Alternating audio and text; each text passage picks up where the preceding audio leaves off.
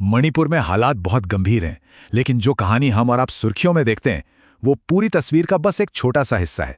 आज हम उन परतों को खोलने जा रहे हैं जो अक्सर नजरअंदाज हो जाती हैं। चलिए सीधे मुद्दे पर आते हैं। करीब 3 साल तक मणिपुर का संघर्ष काफी हद तक साफ लग रहा था। एक तरफ घाटी के मैतेई और दूसरी तरफ पहाड़ियों के कुकीजो। लेकिन अभी इस समीकरण पूरी तरह बदल चुका है। एक तीसरा बहुत अहम खिलाड़ी नागा समुदाय भी इस बेहद नाजुक हालात में खिंच गया है, जिससे ये संकट और भी ज्यादा पेचीदा हो गया है। और यहीं से चीजें सच में बहुत ज्यादा खतरनाक हो जाती हैं। एक नई दरार खुल गई है जो पहले से ही मुश्किल में पड़ी शांति को और भी ज्यादा खतरे में डाल रही है। ये है नागा समुदाय की एंट्री, जो अब तक इस लड़ाई से काफी हद तक दूर रहा था।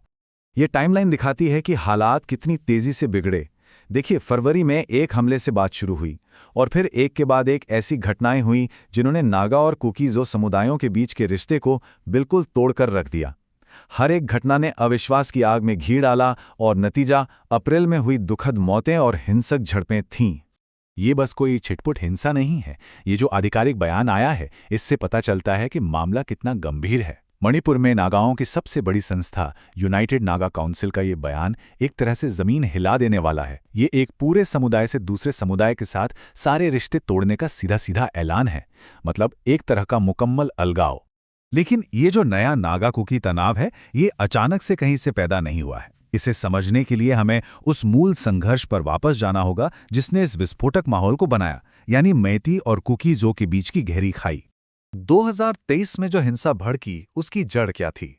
वो थी मैतेई समुदाय की अनुसूचित जनजाति यानी एसटी दर्जे की मांग। अब देखिए, दोनों पक्षों के तर्क बिल्कुल आमने सामने हैं। मैतेई इसे अपनी संस्कृति और जमीन बचाने के तरीके के तौर पर देखते हैं, वहीं कुकीजो इसे अपने वजूद के लिए सीधा खतरा मानते हैं। उन्हें डर है कि कहीं वे अपनी ही जमीन से बेदखल ना कर दिए जाएं। इस पूरे जमीन के विवाद के केंद्र में एक कानूनी किला है, आर्टिकल 371C। ये प्रावधान खास तौर पर पहाड़ी इलाकों में आदिवासी जमीनों के हक की हिफाजत के लिए बनाया गया था। मैतेई समुदाय के लिए ये एक दीवार की तरह है जो उन्हें राज्य के लगभग 90% हिस्से से बाहर रखती है, और आदिवासियों के लिए ये उनकी पहचान और जमीन की रक्षा करने वाली एक बहुत जरूरी ढाल है। और यहीं पर मामला और भी ज्यादा उलझ जाता है। ये सिर्फ मैतेई बनाम कुकीजो की लड़ाई नहीं है। कुकीजो एक अलग प्रशासन की मांग कर रहे हैं, जिसे वो कुकी लैंड कहते हैं। लेकिन जैसा कि ये टेबल दिखा रही है, जिन कई जिलों पर वे दावा कर रहे हैं, जैसे कांगपोकपी, चंदेल और तिंगनोपाल, उन्हें नागा भी अपने नगालिम यानी ग्रेटर नागा होमलैंड का हिस्सा मानते हैं। ये जो एक ही जमीन पर दोनों के दावे हैं, ये दशकों से तनाव का एक बहुत बड़ा कारण रहा है।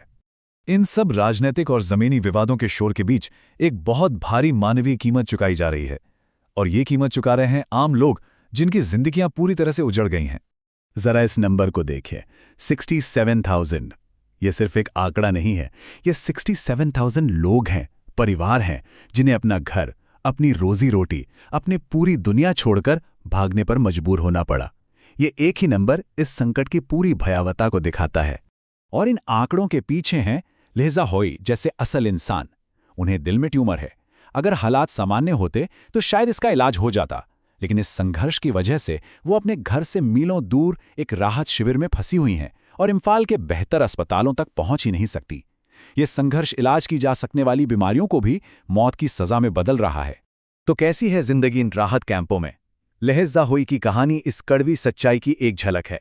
करीब 351 कैंपों में रहने वाले हजारों लोगों के लिए ये एक रोज की जंग है। ये कैंप अक्सर स्कूल या कम्युनिटी हॉल होते हैं जो लंबे समय तक रहने के लिए बिल्कुल नहीं बने हैं। हर तरफ भीड़, साफ सफाई की कमी और स्वास्थ्य सेवाओं का अभाव आम बात है, जिसका लोगों की सेहत और दिमाग पर बहुत बुरा असर पड़ रहा है। और तबाही का पैमाना सच में दिल दहला देने वाला है। 4,700 से ज्यादा घर राख बन चुके हैं। 386 चर्च और मंदिर जिन्हें तोड़ा फोड़ा गया, जो समुदायों के बीच की गहरी नफरत का प्रतीक हैं। और सबसे दुखद बात, 260 से ज्यादा लोग अपनी जान गंवा चुके हैं।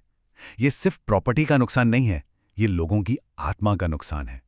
इस पूरे मलबे और मायूसी के बीच उम्मीद की कुछ हल्की सी किरणें भी हैं। शांति की तरफ कुछ छोटे छोटे कदम उठाए जा रहे हैं, लेकिन ये रास्ता अविश्वसनीय रूप से नाजुक है और अनिश्चितता से भरा हुआ है। ये एक बहुत बड़ी कामयाबी थी। मई 2023 में हिंसा भड़कने के बाद ये पहली बार था जब राज्य सरकार और कुकी जो लीडरशिप आमने सामने बैठकर बात करने को राजी हुए। भले ही कोई ठोस समझौता नहीं हुआ, लेकिन सिर्फ बातचीत का शुरू होना ही एक बहुत बड़ी कूटनीतिक जीत मानी गई। ये जमी हुई बर्फ को तोड़ने की दिशा में एक पहला कदम था। कुकी पक्ष की तरफ से देखें तो एक सतर्क आशावाद का माहौल है। केआईएम प्रवक्ता का ये बयान नई सरकार की कोशिशों में कुछ भरोसा तो दिखाता है, लेकिन साथ ही एक गहरी चिंता को भी जाहिर करता है।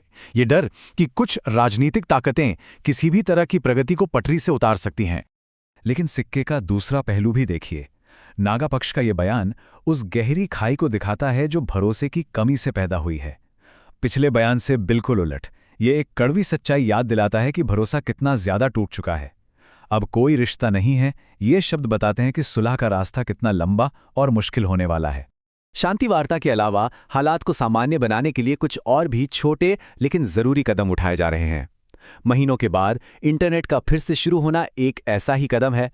इससे लोगों को फिर से जुड़ने में मदद मिलती है, अर्थव्यवस्था को पटरी पर लाने में मदद मिलती है, जो कि सामान्य जीवन की वापसी का एक संकेत है।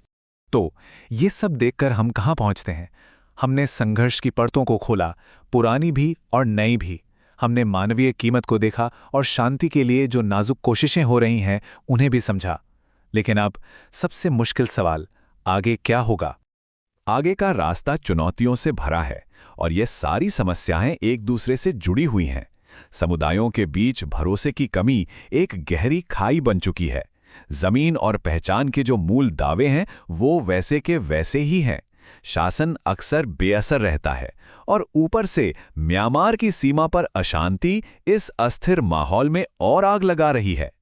किसी भी स्थायी शांति के लिए इन सभी मोर्चों पर एक साथ काम करना होगा। और आखिर में हम इसी एक बुनियादी सवाल पर आकर रुक जाते हैं। ये सवाल सिर्फ मणिपुर का नहीं है, बल्कि दुनिया भर में अनगिनत संघर्षों की जड़ में यही सवाल है। इसका कोई आसान जवाब नहीं है, लेकिन शायद सिर्फ इस सवाल का मिलकर सामना करना ही एक बेहतर भविष्य की ओर पहला कदम है। इस विश्लेषण से जुड़ने के लिए धन्यवाद।